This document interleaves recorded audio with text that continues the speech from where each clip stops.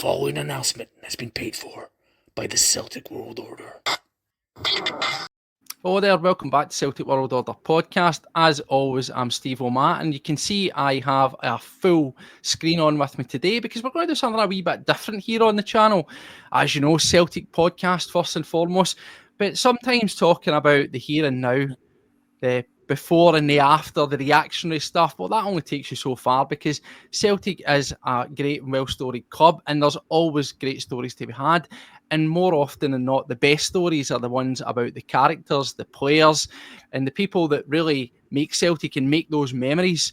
And that's what we're doing today. You'll see on screen, of course, there's the other two bald brothers. There is Paddy Boy and Paul there, top and to my side there. And we're joined by Robert. And who is Robert? Well, he is the son of the very well-beloved Bertie Auld. And he's here to talk a wee bit about the man himself, to talk about his own personal Celtic fandom, but more importantly, he's also here to raise awareness of the Bertie Auld Legacy, which is a foundation in his father's name that has been going for the past 4 years now and is doing some tremendous charitable work in and around the Glasgow area for people who are underprivileged from all walks of life. And as you know yourself, on Celtic World Order, that is something that we're really big on. We've had an opportunity here. Robert and Paul have been speaking, wanting to raise awareness of the legacy. And yes, we will certainly house anything like that. And that's what we're going to do today. So we'll get into and about it. So first and foremost, my two guys, Paddy and Paul, how you doing? It's good to have a full screen. Yeah, that's an absolute fantastic, mate. Gutted with our result yesterday, but listen, we're not here to talk about that. But St Mirren done us a wee favour, so that's all good.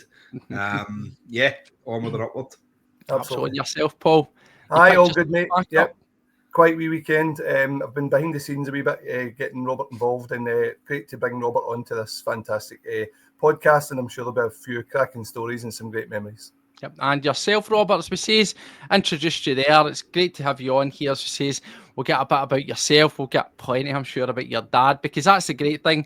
Everybody that you've met, if you've met Bertie as I have myself, one thing he done is he always made you feel as if he was an old friend and that he'd known you for years. Such was the way him. But you'll be able to tell us maybe a wee bit more than what we see here. There's plenty of your dad than that cheeky chappy we meet, isn't it? Oh, yeah, for sure. I mean, one thing you got to separate, it was my dad, you know, and he did do dad things the same as everybody else. But no, he was great fun. And I think actually the older he got, the more fun he became, which was unreal. Come on to it a bit later, but I was always at him to try and slow down a little bit. But then I realised why he kept going, which we'll maybe talk about that later on. We talk about his legacy. Yeah, certainly, and we'll get right in about that. But as it says, in terms of, we'll start off with yourself. Now, I know that in terms of, we talk about Celtic stories, it says Paddy, Paul and I, we're all roughly about ages. We are sort of children in the 90s, and that particular wasn't a great time to start your Celtic fandom, but it is what it is. They're the cards that are laid out your way. And I know if you're speaking to yourself that Celtic definitely, certainly in the now, is your club. That's your team that you're passionate about. I know that whenever the Lions were lifting the European Cup, I believe you were the ripe old age of one, so it would be stupid for me to ask you, did you ever see your dad play? I'm sure you've seen your dad manage and everything else, and as she says, when he moved about, Hibs, Thistle, you were always had his back. Such was, you know, your loyalty, your dad, you supported where your dad went, and we understand that. To come in for an early Celtic angle, though, obviously your dad, we know he's a Thistle boy, that's his sort of beginnings.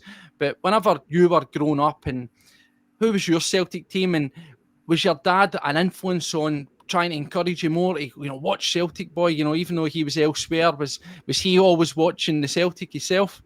Yeah, obviously he always watched and was keen to see the Celtic. He was die-hard Celtic, obviously, but when he got the Thistle job, I mean, that was his boyhood team. He used to go in with, you know, he brought up Mary Hill, and he used to like squeeze in at 15 minutes to go to see the last 10, 15 minutes of the Thistle game, you know, and then for him to eventually manage them, that must have been some feeling. Even though obviously he had done the European Cup with Celtic, but getting to his boyhood team was something special. But just on, you know, yesterday, guys, when we'll come back to my team, but yesterday was something that my dad spoke about all the time. When he used to play against Rangers and stuff like that, he always felt as if there was an anti-Celtic or a pro-Rangers, put it that way. But I remember I was the most fortunate guy in the world when I was growing up. My dad used to take me to the games, but it wasn't just take me to the games. I would be with him first thing in the morning, getting to the stadiums at Thistle and the Easter Road. I'd go and have pre-match meal with the first team and the coaches and all the rest of it. Then I'd go in the bus to the game. Then I'd go in the dugout in the changing room before, and then the dugout during the game. So I was a young boy, 10, 11, 12, 13, sitting in all these dugouts next to my dad. And I was next to my dad because nobody else would sit next to him because he would be elbowing and shouting, falling and all the rest of it. But it just reminds me, just going back to yesterday, it just reminds me about this kind of bias, or this perceived bias, because I remember, I'll never forget it, there was a semi-final between Partick Thistle and Rangers at Hampden, and the first leg, Bobby Houston, great player. It was a great team at Thistle at that time, but Bobby Houston scored with a great header at the back post, and it was deemed offside. So, needless to say, and then Rangers won 1-0. Derek Johnson won in the replay. It went to a replay, and Rangers won 1-0. But what actually threw that, what I was thinking about there was, on that day, my dad's got his best pal. He's a super guy called Phil McCauley. Anybody knows my dad knows Phil. And he sat in the dugout as well that day at Hampden. Mm-hmm. And the game's going on, and he had a Thistle tracksuit on, my Uncle Phil. I call him Uncle Phil.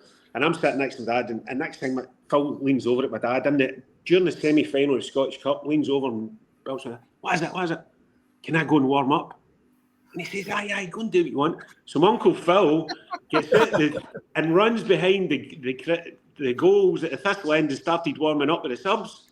And that was the thing about growing up with my dad, that there was no filters, there was nothing to worry about. Anything happened, he just let anything go. So that was, hopefully I'll play this back to my Uncle Phil, let him know I've not forgot it, but that was just one of...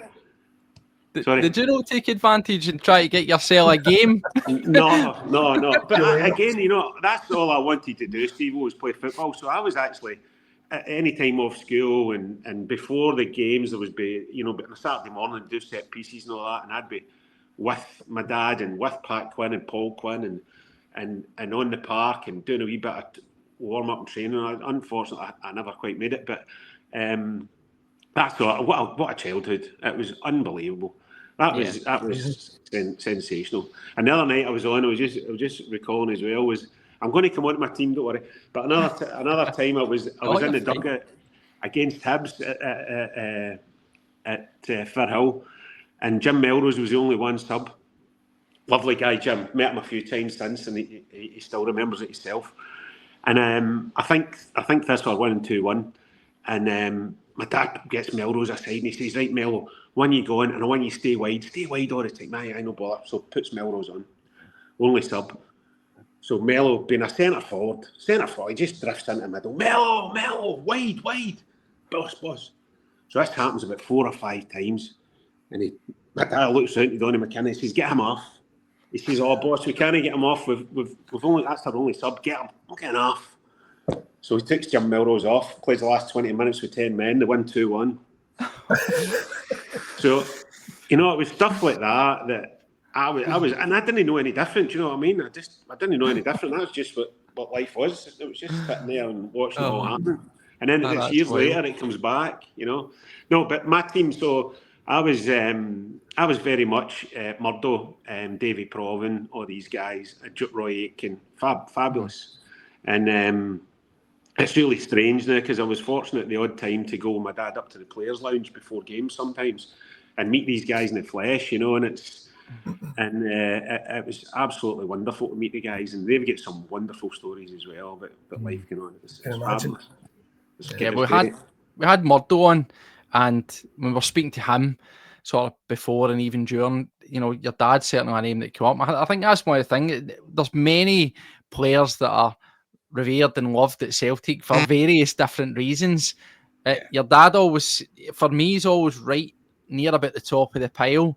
And I think, listen, an absolutely tremendous player, make no bones about it. 2 stints at Celtic, a bona fide Celtic legend, one of the Lions. But it's the personality, isn't it? And this is the things you're saying. It's that wildness. It's that mad as a box of frogs, as you say, and that coming out there. And see, from that, like, obviously you're saying, you've told us you had this really fortunate, almost surreal upbringing involved in football, sort of attached to your dad at the hip and being there all the way through it. It seems silly to ask, but what is it actually like when your dad is that well known and you've got fans from all different clubs? I'm sure even, post football, when you're out and about with them, bump into people, you feel like you never get a minute to yourselves, is it? What's it actually like having to that deal with that, if you want to call it that, as a grown up? Well, not really me, Steve. I didn't miss out much, but my dad obviously was getting pulled from pillar to post, but he absolutely loved it. He just couldn't say no. I mean, in latter years, when his health was declining, I says, Dad, do you know what? I says, you hate saying no to people. He says, no, I can't say no.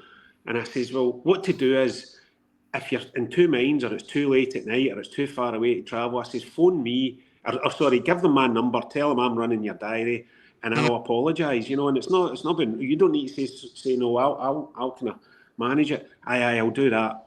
My phone never rang once. He just kept going and kept going and kept going, and so for me, it wasn't any different for me. I never missed out in growing up with him either, because it was mainly in the later years that when I had my own family, my own career and stuff like that, he kind of it was like a second wind the Lions got, wasn't it? They kind of drifted, and I'm sure people know my dad had a wee dark spell, not a dark spell because I'm sure he loved it, but and Beards and things like that, where he was a centre of attention in there, him and God rest him, Big Pumper and people like that. But that was a kind of, I suppose in his career it was a tough time for him, because I think it kind of settled in that he wasn't playing anymore and he wasn't managing anymore, and that must happen to every player that's got to any sort of level. So that must have been tough, but he came through it, and I'll tell you, he came through it. He just stopped drinking just like that. One day we were just talking. I remember he came in to see me at the old Skellies, and I says, Dad, where have you been? He says, oh, blah, blah, blah, blah. And I says, all these people want to see you. They don't want to see you, blah, blah, blah. And do you know what? He never touched a drink. It's just stopped. That's how strong he was. That's incredible, isn't it? Amazing Determined character. I remember well the day that he came into my sister's work in the NHS, Robert. Could you tell us a wee bit about that day? And I'll chip in with some stories about that. That was great. What was that? Sorry, Paul. The day that you and Bertie came in to see my sister in her work in Cadogan Street in the NHS. Tell that story about the professor that was retiring, and we managed to set up a wee drop-in. That was lovely. Yeah, I mean, fantastic. Yeah, that was absolutely beautiful, because he would get invitations and say, right, you need to come with me, blah blah blah, and it was a fabulous guy. So I can't remember the chap's name, but Paul, my dad went in and had a wee sandwich with him, a cup of tea with him, and I think everyone stopped that day, didn't it? It was amazing. Elaine tells the story about obviously sorting out yourself and your dad to get into the building and the parking and everything else. And from the minute your dad get out of the car in the underground car park, cleaners, everybody in the building was like, that's Bertie Auld. There was people there that were Thistle fans, Rangers fans, people that the professor that was retiring, David Goldberg, his name was. He was a season ticket holder and investor. And he was in tears. He was in tears, the guy. What a great send-off. And it was fantastic to obviously see you, but your dad coming in was unbelievable. Yeah, it done that all the time. And there's a great wee story about the charity, which I'll come on to, that kind of it sunk it for me that we need to keep going, But no, absolutely.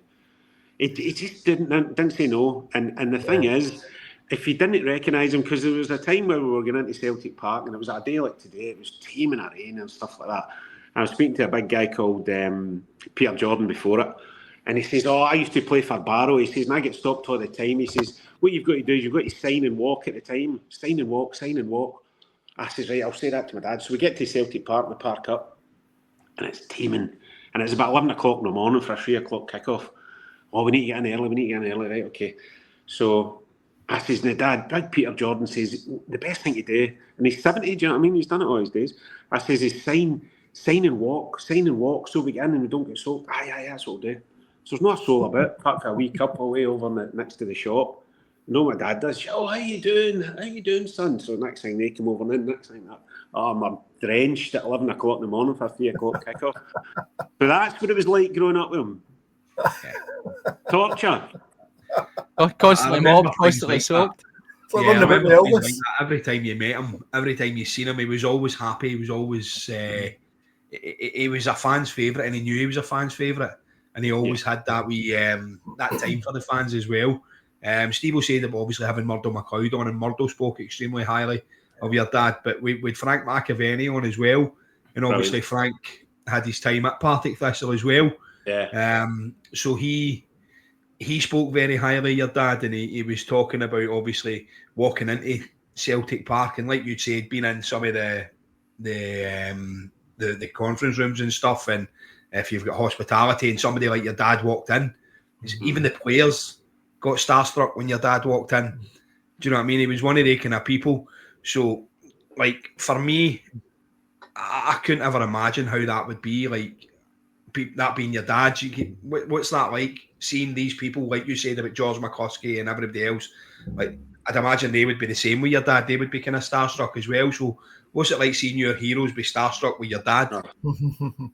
It's just amazing. It was hard to believe, actually, Paddy. It was just, it's hard to explain it, because it's all I ever knew. Do you know what I mean? It was just, that's my dad, you know, and that's all I ever knew.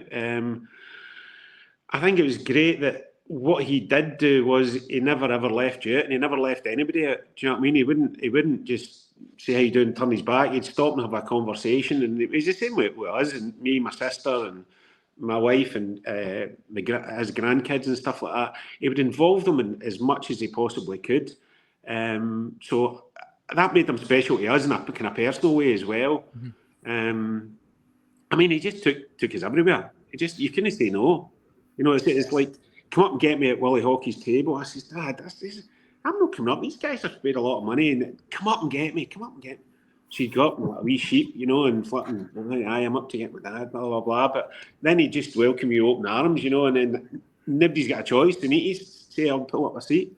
But no, it wasn't a lot different. At home, he needed his time, obviously. He was a massive golfer. He loved his golf. I was just saying to my new son-in-law there, he used to go and play golf at Lanark. He was a member of Straven for like 50-odd years. And we used to go up to Lanark and play Lanark 3 times in one day. He played 2.5 rounds in one day. What was his handicap? Just interesting. He got down to 11, but he was better than that. Steve, he couldn't get playing a lot of medals because obviously it was on the Saturday, but he was better than that. I imagine a round of golf though with your dad. It's normally a couple of hours. Was it a full day effort? Aye, full day, and he let you away with nothing. I used to play, so if it was like Phil and my dad against my cousin Ian and myself, Ian spoke at my dad's funeral. He's a super guy. He wouldn't let you away with anything. You know what I mean? You've got a 2-foot putt, putt it. And if Phil gave us the putt, he'd be like, "What are you doing? No." Oh. And if somebody is about to play a shot and somebody kind of coughed 3 fairways away, he'd be shouting, "Oh, keep that down. I'm trying to play here." Oh, you laugh. High standards. But he never changed. It was the same with everybody. You know how you can say, "Oh, well, he's maybe a wee bit more like this." He was like that, and with Peter Lawwell's company and all the chairmen and the directors, and he was like that with the guys at Straven Golf Course or come down to the chip shop or whatever. He never changed. That was a big thing. He never changed. You got me curious there. You obviously says around about Peter Law and things like that. Obviously, I'm maybe pushing it here. We knew he was a cheeky chappy. We knew that he'd tell it like it was. He was straight up. Did you ever see any wee cheeky sort of ribs from him towards perhaps the ones that run the club at times? Because I know that as fans, your dad will be like us, you're invested. I mean, you think that you're maybe not doing what was needed. Was there ever any slight wee laughs or jokes, nudge? Well, it wouldn't be jokes. You'd just tell them straight. Steve, honestly, it was unreal. There was no filter. You know, he'd absolutely no filter. I think one night I do remember was John Reid. Was John Reid the chairman for a while? Yes, the now departed John Reid. Yes. Yeah, God love him. But he was coming down the stairs, and I think he'd just given up his job, and or somebody had said, "Oh, not good enough," or something. That was a headline. And John Reid was walking down the main stairs. My dad was just about to go up, and they get beat one night in Europe or something like that. My dad says, "Well, John, there's only one thing to say: not good enough." Shook his hand and walked away. John Reid certainly split some opinions, I believe, and I think everybody that's been involved in the board level at Celtic have split opinions. But I just says I've been surprised with it. That's the kind of thing. You always get this idea that some of the players, when we spoke to them, where they're always a wee bit sort of cagey to sort of tell other people within the club, particularly the powers that be, maybe how they feel. But it doesn't surprise me your dad wasn't shy to tell them. That's what you read. No, they're not going to kick him out, are they? They're not going to tell him to leave. Well, I don't know. but that was that. I mean, even when he went to Hibs, he went for a chap called Tom Hart, who was the chairman and the owner of Hibs at the time, and he was a wonderful man, a wee bit elderly, a big builder through in Edinburgh, and he convinced my dad to leave Thistle and go to Hibs, just after Georgie Best was there, actually. And cut a long story short, God rest him again, Tom Hart died, and a chap called Kenny Walk came, and I believe Kenny's passed as well now as well, so God rest him as well. But he never got on with Kenny Walk. The first thing Kenny Walk says is that all my managers stay within a 30-mile radius of the club. He says, well, I don't. I stay in Straven. And then a few things happened, a few words happened. And then after a game one night, they were standing at the bar and the thing, and Kenny Walk came in, and my dad says, I might have to talk to you during the day, but I certainly don't have to talk to you here. Off. And that was the chairman, the owner of Hibs. So needless to say, I think it was like 12 days later, he was back in Straven, my dad, playing golf. Well. Back at the golf. As you say, we know him obviously from a Celtic and the likes of Hibs and Thistle being on the eyes in Scottish football. But most people, obviously, the iconic hoops is where your dad is. That's pretty much, if you say Bertie Auld, that's what you're getting. It's always a Celtic man, but it's just he's a Thistle man. We've been into that. But there's a little known stint that's less spoke about when we went down to Birmingham in between stints at Celtic. Is there much that you can tell us around about there? Because if we say there's always stories and stuff, but did moving away, was that something that changed your dad? Well, again, I wasn't born, but my dad spoke about it a fair wee bit. My dad wasn't married to my mum or anything like that at that time, but so and Celtic pulled him in and says, "I want you to go to Everton."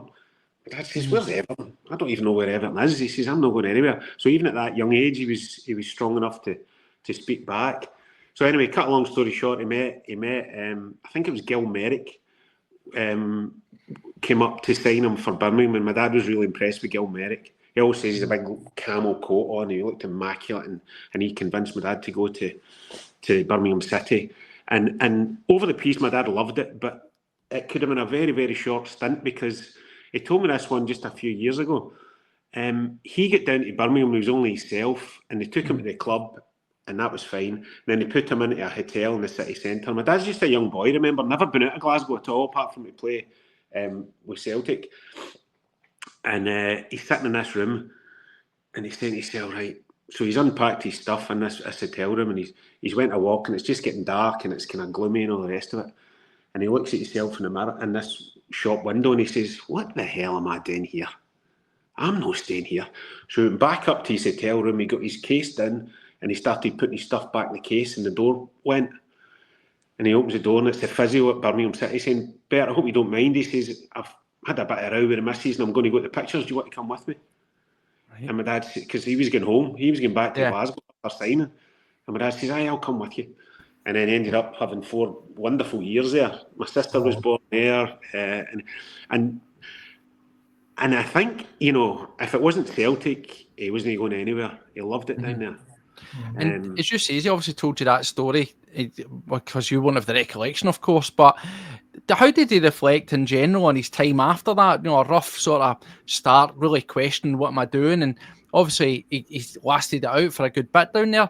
How does he speak in even things like the differences of the English game? Now, obviously, during that era, football was a lot more a level playing field, probably. So the nuts and bolts of it, did he feel it was much different, lifestyle or way of playing or anything like that for him? Well, lifestyle was totally different because you could do whatever you were. You weren't recognised down there. It wasn't like Glasgow, where you couldn't do certain things. So my mum moved down to get married, and as I say, my sister was born down there, and they had a great. I took my dad to the house that they lived in actually, just before he passed away, and I took my mum a couple of years ago. So Birmingham bought this house and they put them in. So, but in terms of the football, he says it took him to a different level. He went down there as a winger, and he says Robert, the coaching, the experience on the park, the way they trained. He says it was a different. I know, and the mighty Celtic were obviously on the up at the time, but he says, this was a different level. He says, unbelievable. He says it's like I would skin somebody. He says, and cut in and then fire the ball to the near post, and the keeper would put it in. But he says as soon as that happened, I can't remember the striker name. A big famous striker pulled him aside and says, "Bert, wait, you need to shoot for the back post because you'll get a deflect. You'll come off the keeper and I'll be there, or somebody will get it in the back post or something like that." So it was even something as basic as that. Yeah. He didn't know when he went down, but he picked up really quickly. But and the lifestyle was fabulous. They had a great lifestyle, and they were sitting one Friday night before Birmingham were going to play West Ham at Upton Park. And the phone went. There was a guy called Dougie Hepburn on the phone. He says, "Bert, would you come back to Celtic?" And my dad says, "What, tonight?" And he says, "No." He says, "Jock Steens want you to speak to them." He says, "They're going down tomorrow to speak to Birmingham City." So my dad had the call, obviously, and he went down, and lo and behold, Sean Fallon and Dougie Hepburn standing outside Upton Park as the bus drew up. And my dad went in, played the game.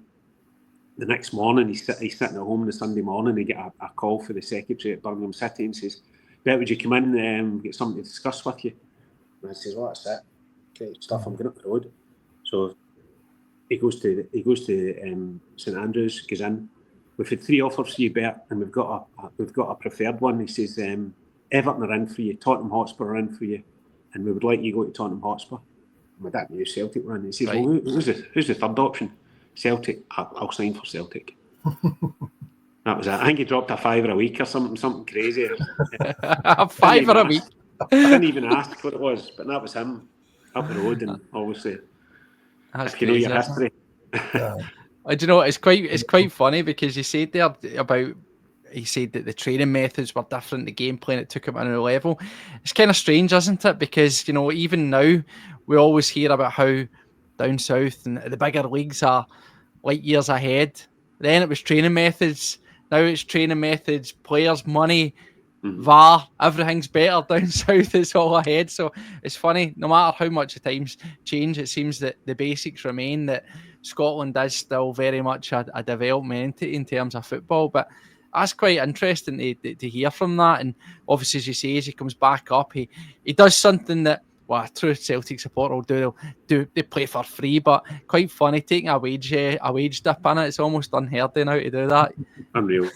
And even though, I mean, obviously Jock brought the professionalism and the sprinkle of magic and put the team together and obviously gelled them and all the rest of it. Even then, I think we were a bit behind. I was margin. I went to Dubai with the Lions and the Wags, and wow. We were going to play. This must have been 2006 or something like that. And I was up the back of the bus, and Big Billy was up. I says, "Tell us something, Billy. Come on, tell us." He says, "I'll tell you this one thing, Robert." He says, "I'll tell you how poor we were." He says, "I came off a game on the Saturday," he says, "and I went in on the Monday, and my leg was gouting. And the physio, who will remain nameless, says, I know what to do, it's stiff. Go and run up a couple of times, up the jungle, up and down the jungle, up and down the jungle." Right, great. Runs up and down. That's if anything, it's a wee bit worse. You've not done enough. Up and down. I think he's ran him up and down about 15, 20 times. He says, "No, it's worse. I need to get this checked." Went get an X-ray and a fractured leg. God's sake. Let's go. Unbelievable. Put a bit of tape on it. Oh my God. So and it's like things used to come out with the rubber out the bladder, didn't they? And It was Jock's pal, wasn't it? It was the physio at the beginning. Yeah. He used to come out with a sponge and all that and just rub you down. And seeing you're saying that, you've also had that very, amazing opportunity to be around these great men and the likes of the Lions and Noon trips like that.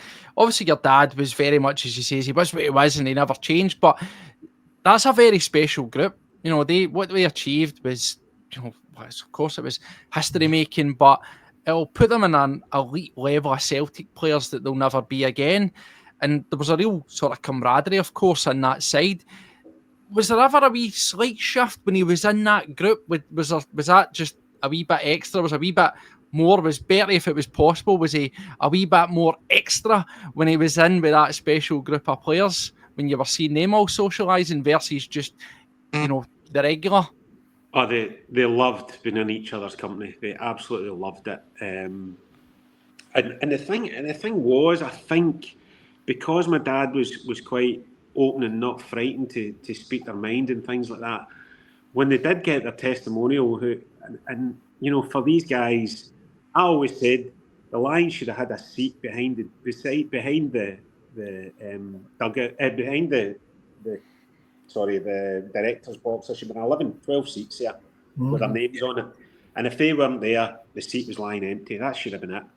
I love Rod and Big Billy Connolly and all that, but the Lions should have had 11 seats, 12 seats behind there. Right.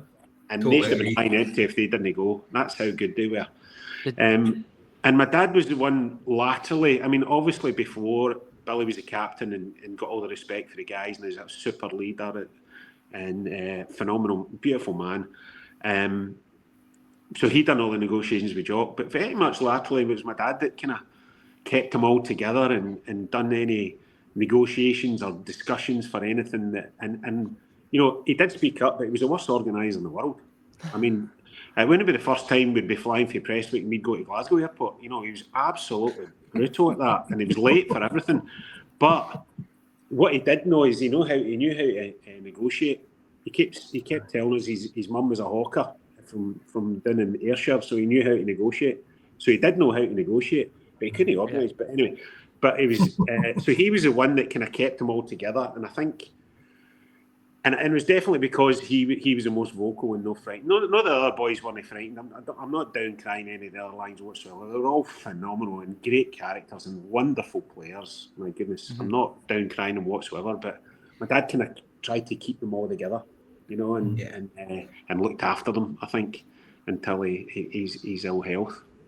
Well, it was quite interesting. You say obviously about Billy Connolly's and your Rod Stewart's and that, just for 1 second, and I agree.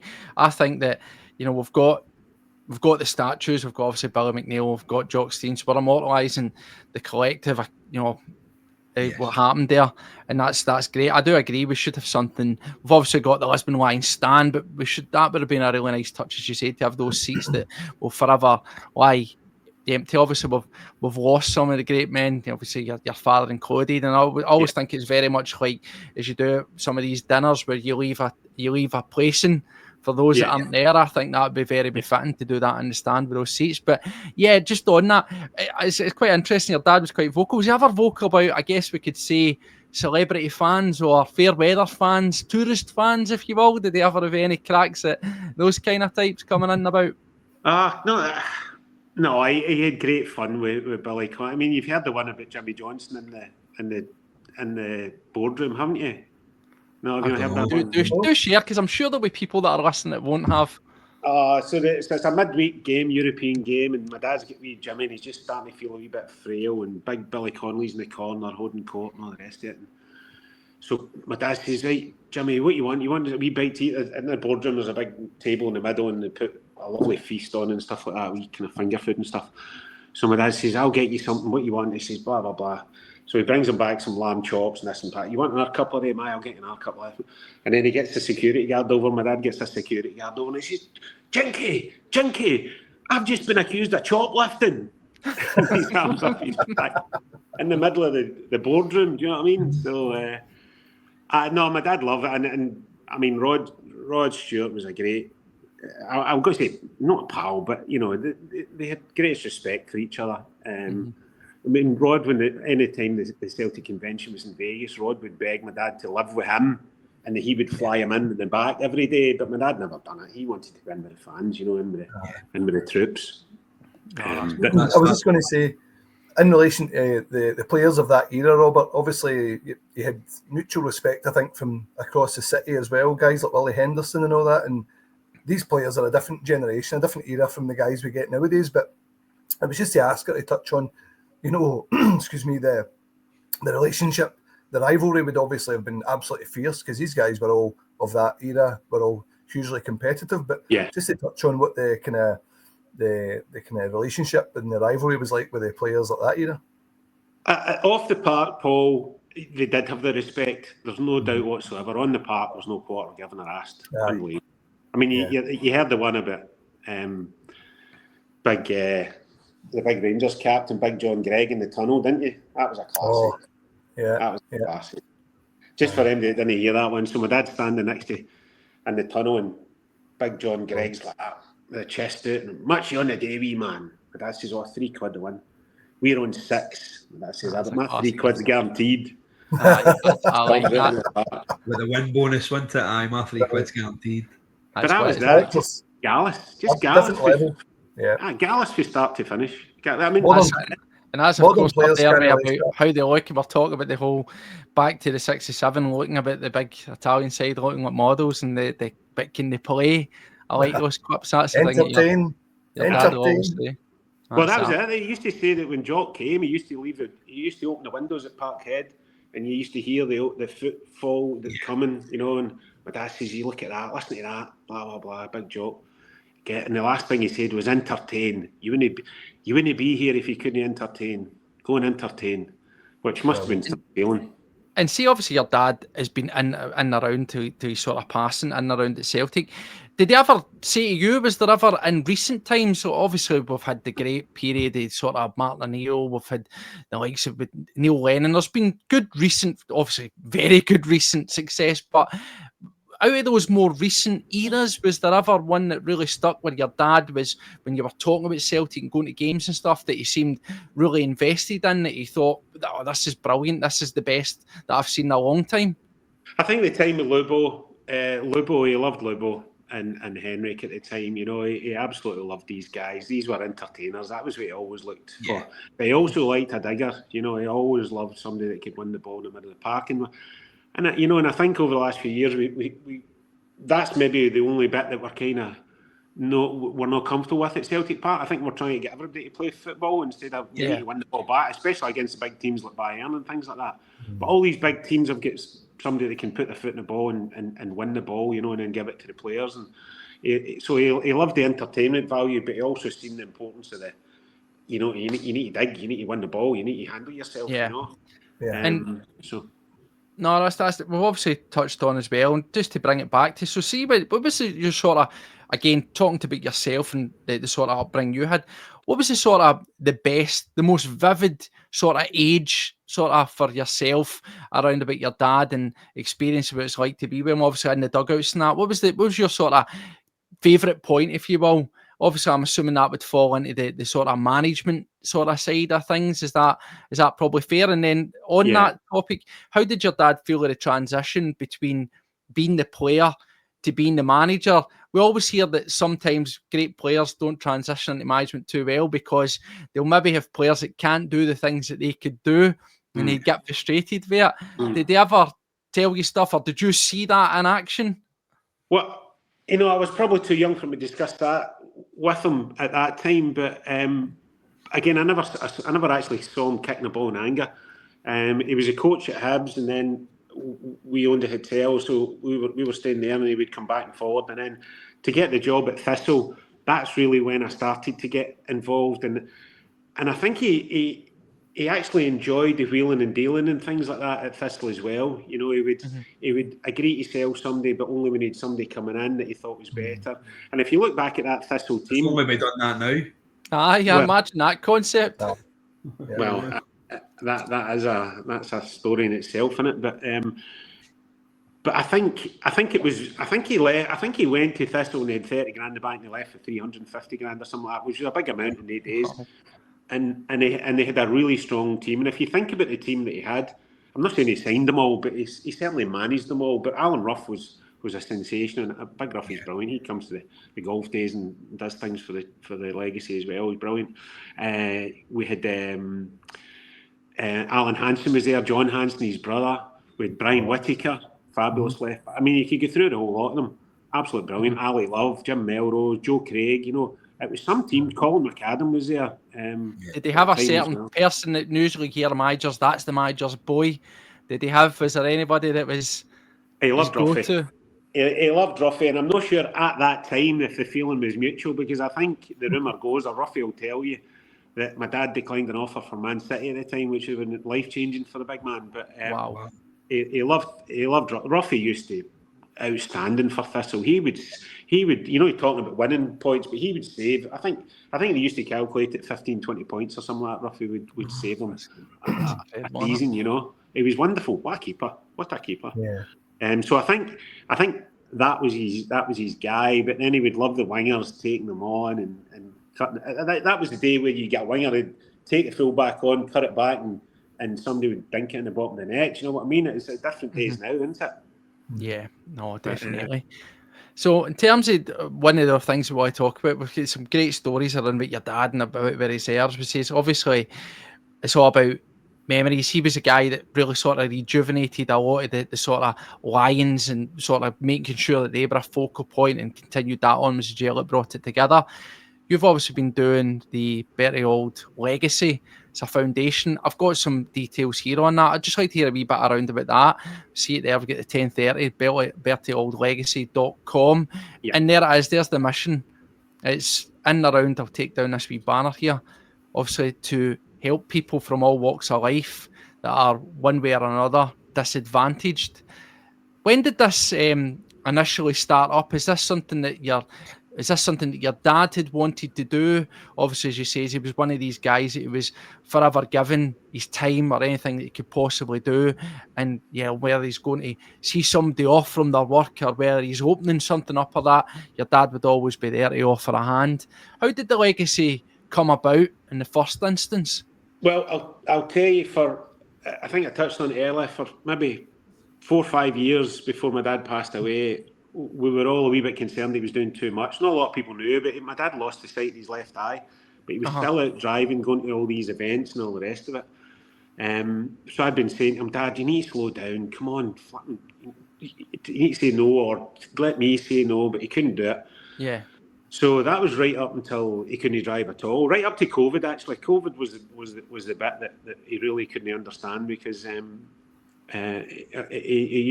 couldn't fathom how he couldn't go to the games and he couldn't go to these events. He couldn't fathom it. So it was right up until then. So when my dad passed, this is really quite interesting. So I couldn't fathom why he couldn't say no to people. So when my dad passed, my granddaughter was born 3 weeks later, and she was born in Kent. So Susan and I went down. She was born the 10th of December, and we went down. So Christmas, we got her home and all that, and down in my sister, my son-in-law's house, and we were short a couple of things for Christmas Day. So Christmas Eve, I went up to Asda, and Susan and I went up to Asda, and we're standing in the queue, and there's a young mum, young girl with her daughter in the trolley. And the wee girl she never had shoes on, the wee girl, and it's an affluent bit, it's an affluent area, but she never had shoes on, she was frozen, it was December. So I'm usually talking away to her, blah, blah, blah. And the mum's like, I had to keep her off school today, she's a wee cold, blah, blah. So that's a shame. So anyway, the girl goes through to get served, and she'd not, it wasn't a full basket, it wasn't a full trolley, it was like a loaf and some butter and blah, blah, blah. And it was about 10, 15 things. They're going through. So I turn away to talk to Susan. I turn back, and the stuff's coming back the way. So I said to the woman behind the counter, I says, what's happening? She says, the girl's only get £20, so she's taking some of the stuff back. I says, that'll be right. I says, get them through. So it came to 40 odd quid. We got it, and the girl says, there's my £20. I says, no. So the girl behind the counter started crying, and the young mum started crying. And how could anybody from Glasgow would have done the same? Anybody from Glasgow would have done that. Christmas Eve, so the girl went out, and so I kept thinking about it all that night. And Christmas Day, I'm thinking about it. That's what it was. That's what kept my dad going. Because there's poor souls like that are struggling or they've had a wee bit of downtime in their life and they just can't make ends meet. And it's even more prevalent what's happening in the world at the minute. So I thought, and then we came back up the road and I phoned Big Martin McHugh, who was a great friend of my dad. And I said, "That's Martin, listen, this has just happened. I think we need to get something going here." He says, "Absolutely, let's do it." So I phoned my cousin Ian Cairns, exactly the same, John Hawkey, exactly the same. So the four of us came up with the idea and it's been going for 4 years and it's absolutely fabulous. Absolutely fabulous. And it's all the people that my dad have helped in the past are now helping the legacy to help everybody else. Do you know what I mean? Or not necessarily my dad's helped them, but he's been in contact with them. It's cheered their day up, or it's cheered their night up, speaking to him, and it's just that's what he would have still been doing if he'd have been fit today. So it's just 100%. I've said it before. The Celtic family is large, but it's very tight, and we are very tight. And when it comes to charitable things and stuff like that, you do see the real spirit of Celtic. And things like that, where your dad saying like he'd never pass anybody and he'd always stop to talk and things. And mental health's got a crazy effect on people. And I remember Billy Connolly one time was walking into the stadium, and an old man stopped to talk to him, and Billy stopped and he was talking away, and the old man's like, "Oh, I was in the shipyards with you, blah blah blah." And Billy's like, "Oh, what's your name?" And he goes, "Oh, that rings a bell." Billy had no idea who the guy was. But you know what? See the effect that had on that old guy. It made his day, and he looked at his son and he was so happy.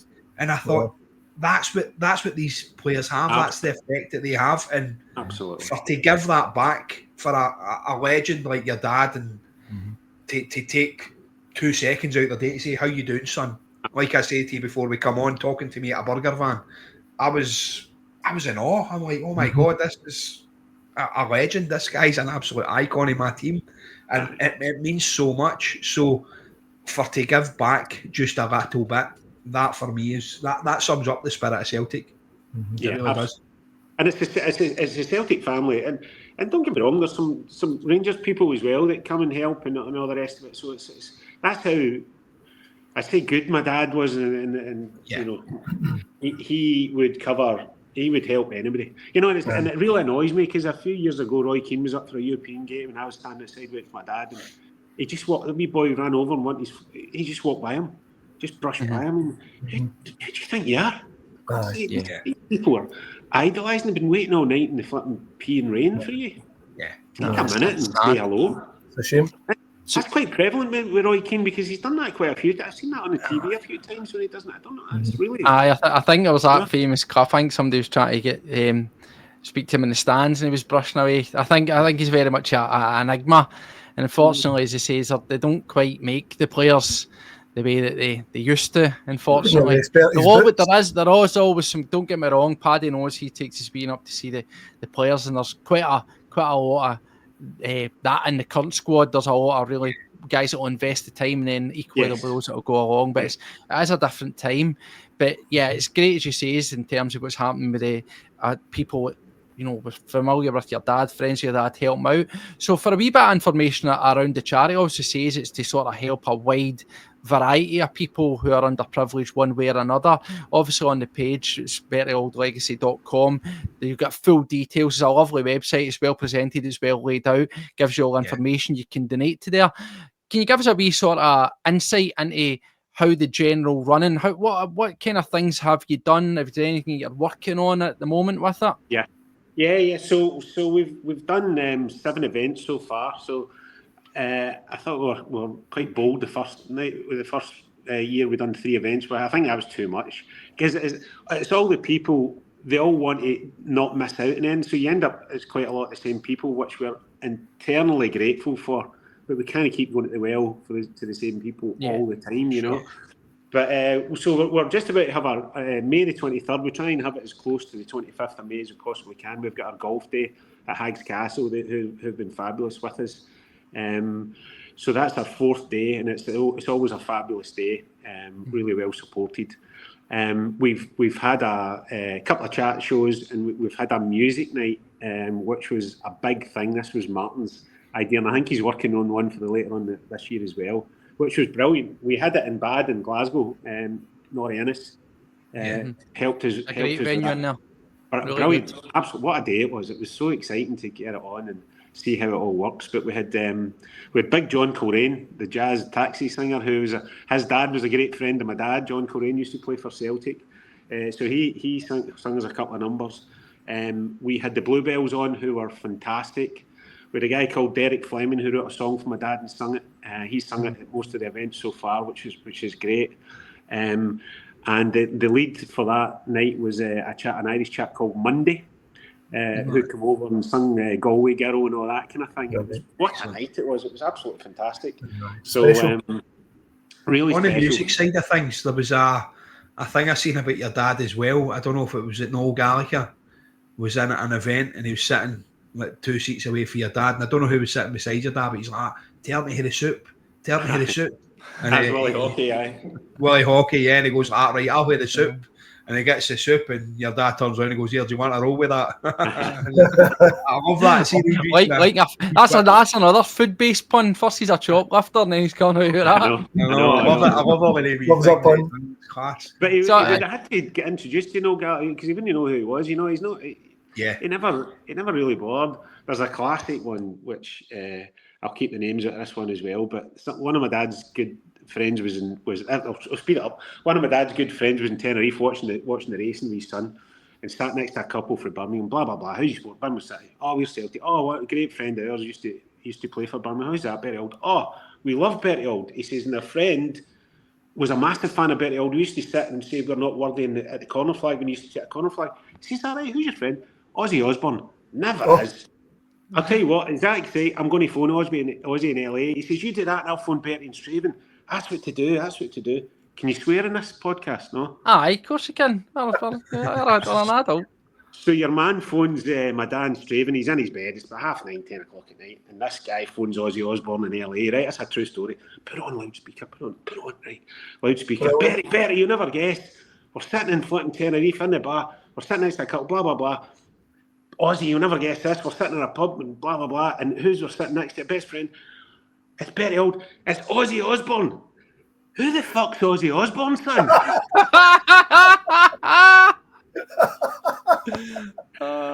But that would happen all the time. That would happen all the time. Not out of badness. Just didn't know him. Didn't know he was on loudspeaker and didn't know who Ozzy Osbourne was.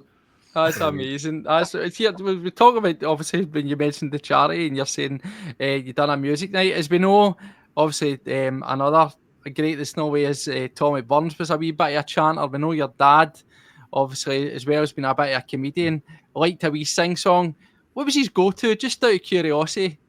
We've all heard Mac and Knife for Tommy Burns. What was your dad's go-to? What would you get? What would he, if he was belting you a tune, what would it be? Oh, God, he has got he loved his singing. Absolutely loved it.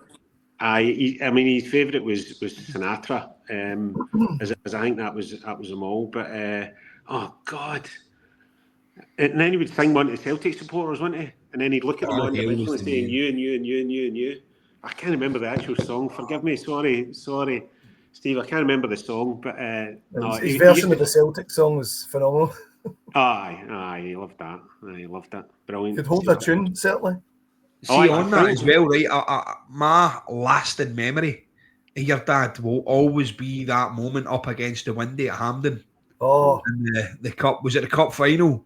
And Celtic scored, and he's up against the windy, and he's like, yeah. That was the Tom Roderick one, wasn't it? Yeah. Tom Roderick. That'll live on. That to me is the main memory I've got of your dad. That's class. A lot of people don't know it.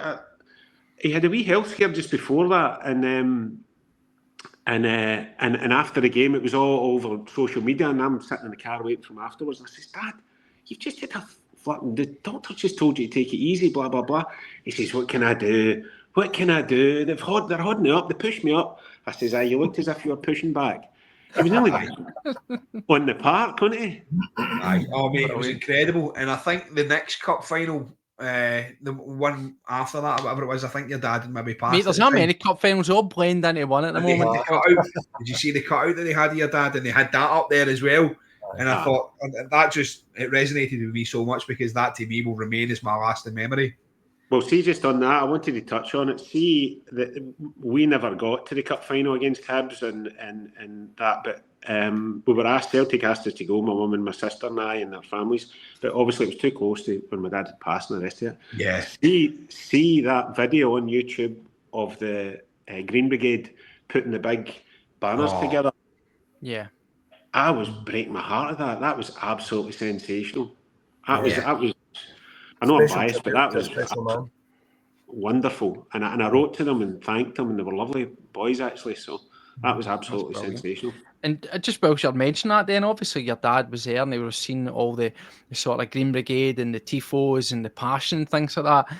What was his thoughts on that? Because that's football fandom at its absolute peak, isn't it? What the guys and the boys in the Green Brigade do. That's passion beyond passion, and that surely resonated with me. Loved it. I absolutely loved it. I know the Green Brigade can be a wee bit controversial, but my dad wasn't interested in any of that. He just loved the noise they made and the spectacle they were, and they loved it. There's a great one when he was still alive, and I think they put a video. They're all holding up flares, and there's one of my dad's head holding up a flare in the middle of it. Yes, he'd have been right in amongst that. Yep. No, that's brilliant. You're saying it was a mask. I bet it was Bertie in there. Like, could have been. When he put it by him, I wouldn't put it past him either, actually. Absolutely fabulous. Sorry, Paul, on you go, mate. Just brilliant. There's another memory between the time of when I first met Bertie and then trying to organise the thing for my sister's work. And I remember one night driving through the Clyde Tunnel, and I had got, obviously, Robert's number and Bertie's number. And I was about to drive through the Clyde Tunnel, and it was a blur. Bertie started phoning me, and a lot of time you lose signal when you're in the tunnel. If somebody phones you, your phone cuts off. One of my abiding memories will be nearly crashing my car in the Clyde Tunnel because Lisbon Lion, Bertie Auld, was trying to phone me. And I'm going through the tunnel. You don't want to hang up on him and think he get caught off. I was a cheeky bastard hanging up on me. I know. I get through the tunnel and he was still on the phone. All right, son. Listen, son. Oh, thank God. You're still there, thank God. Sorry, I fucked that one up. Going under the Clyde talking to your dad. But yeah, to sort of wrap things up and bring it back to the charity and the foundation and the legacy, bringing that in. It says you've told us you do various nights. Obviously, I assume we can signpost that through the website for upcoming events and things that are on there. Just for a basis, once the donations come in, obviously we say you're trying to help various people of all walks of life and different struggles. Do you focus with what's raised from these events? Do you, for each one, do you like nominate this is in aid of that cause, or is it a sort of spread? We've done that once, Steve. We've done that once with one of the previous. I think it was the first music. It was the last music night we had, which was over at Harry Hood's place in Uddingston. And the team from the Kilbride Hospice up in East Kilbride came and they actually took over. It was magical to see. The McHugh family just came and sung, and we, Nicky McDonald, came and sung, and it was just such a fabulous night. And just talking about the Kilbride Hospice, so my dad was an ambassador for the Kilbride Hospice. Yeah. And he worked passionately for them. Again, another one that we would never ever say no to. He was always helping and going visiting people and all the rest of it, which was a real tough one for him. But he always went. I got a phone call before Christmas from Leslie Wiggins asking if I would dance in the Strictly Come Dancing for the Kilbride Hospice. And a moment of weakness, she says, "Oh, your dad would be so proud." I says, "What do you mean?" "Oh, you know, your dad was an ambassador, he'd be so proud." I says, "What do you mean?" "Well, you dance in the Kilbride Hospice." So my training starts on Tuesday. And the event's on the 10th of May, and I'm the worst dancer in the world. Get a ticket sorted, we'll be there. We'll cheer you on. Yes. But again, what a cause. Do you know what I mean? What a cause. You can't say no. What a cause. Poor lassie will need steel toe caps and shin pads, but what a cause. Yeah, so we focus on, he's got 3 or 4 that my dad always done a bit. Big Pat Rollick's charity. We know Pat, Cobridge boy, brilliant. Yeah. Marvellous guy, brilliant guy. Yeah.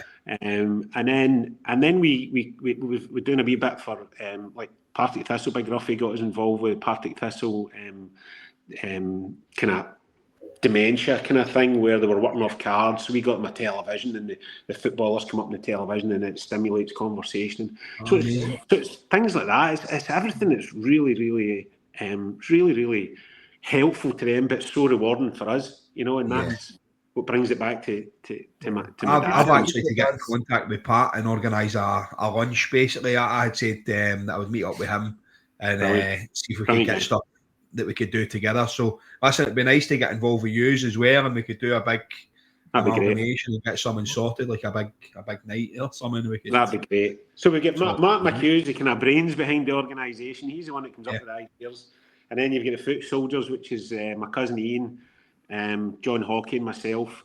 Brian Hockey does the accounts, and Declan McConville does our sort of social media and things like that. Declan, very helpful supporters. So we're a tight bunch. Any help would be fabulous, so we can keep going and help people. So as we say, we are more than happy. A big thing for us. We don't do this for reward. We do this as a hobby. We love the club. We love talking about it. And if we can do anything to raise awareness of great things like this, particularly when there's a tie-in with great men like your man, or Celtic men, legends, then we're here for that. And so says, just once again, we'll bring this up. We'll also put the description, the website link will be down in the description below, but it's bertieauldlegacy.com. Check that out. There it is. It's a lovely website. Whoever put that together, it's very well presented, and there's details. And if you wish to donate, you can do that there. Assume the upcoming one that you're trying to prepare for this year, the full details will be getting put out there in due course. Yep. It's unreal though, Steve, because we just pinged out an email with the guys out there last year, and everybody's coming, so it's actually full already, which is. I was going to try and fish for a wee play set at the golf. I like a wee swing myself. Listen, you can get. I don't know about these two. I'm not going to go and hack up a course, all right? So.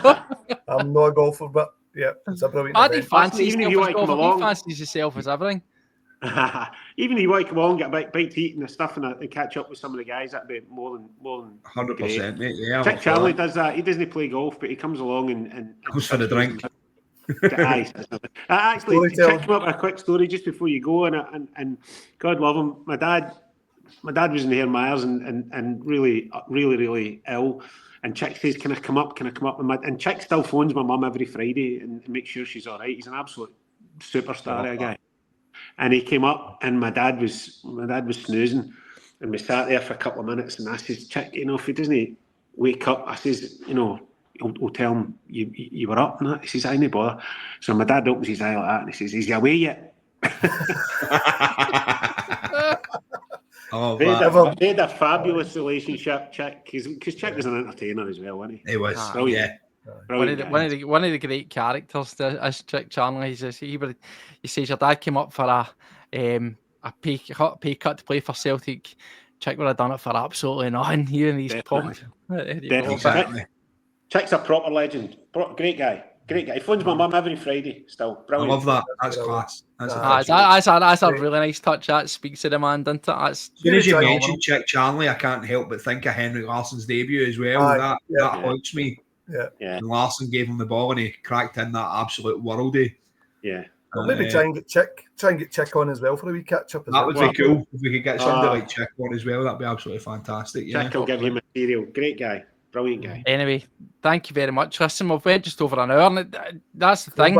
When you do these kind of things, it flies by, and I'm sure you'll agree. We've pretty much only scratched the surface of what we could say about your dad. But Robert, thank you very much for coming on to talk a bit about Celtic, talk about your father, and of course, most importantly, to raise awareness of the great charity that you're doing there.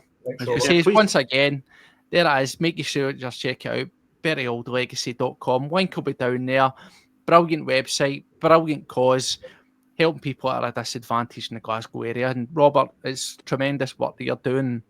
I think I speak for everybody. And of course, as you say, is that's exactly what your dad, if he'd have thought it when he was still here, it would have been something. But what a way to honour his memory. Not just his memory, but his personality. A man of the people that would always give and to give back.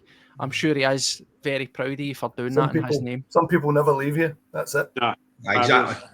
Exactly. Please keep an eye on the website, guys, because then it's coming up. You'll be able to see it on there. And John McLaughlin done our website. He's absolutely superb. He done it for nothing for us. He's a superstar. Oh wow! Brilliant. Done a really good job.